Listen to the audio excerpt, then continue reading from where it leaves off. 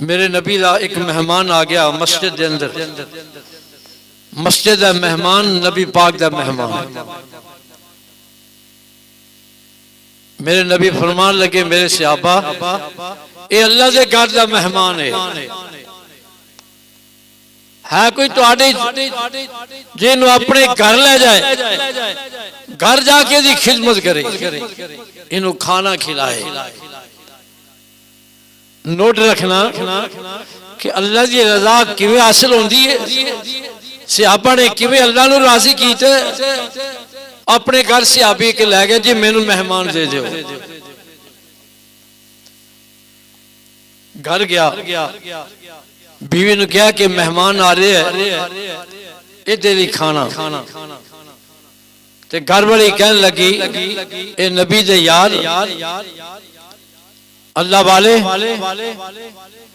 घर विच खाना एक आदमी दे जो तुहाडे वास्ते रखे है, दो आदमी का खाना नहीं। सहाबी की आंदा एक आदमी का खाना ही काफी है, असी मिल के खा लांगे। मेहमान भी अच्छे सन, मेहमान नवाज भी अच्छे सन। जो वक्त गुजर गया ना उस वक्त बाद जाने वाला वक्त नहीं जो मिलता। वो लोग बड़े ही चंगे सन। जिस घर का खा लिया फिर उस घर की ताज जिंदगी इज्जत ही करते रह गए। और जिस घर का खा ली नहीं है ना ओदा इसी दुश्मन बनने।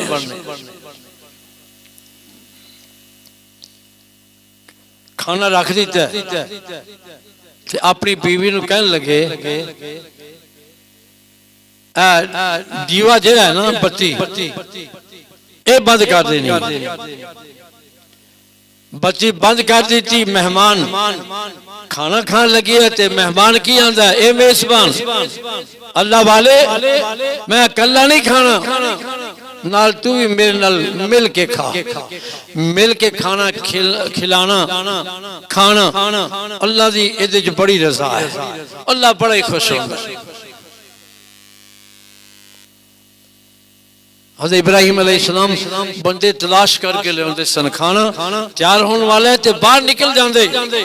कोई बंदा मिल जाए ताकि मैं खाना खा लवा। जिन्नी देर तक कोई नाल खान वाला ना बहिंदा ते खाना नहीं सन खाते। असीं चाहते हुण साडे करीब ही कोई ना होए, कोई वेखे ही ना, किसी नूं पता ही ना चले। ना पड़ोसी का ख्याल है, ना यार दोस्त का ख्याल है, ना गरीब का ख्याल है, ना यतीम का, ना मिसकीन का, ना किसी कमजोर बंदे का। बस अपने खाने के अंदर मस्त।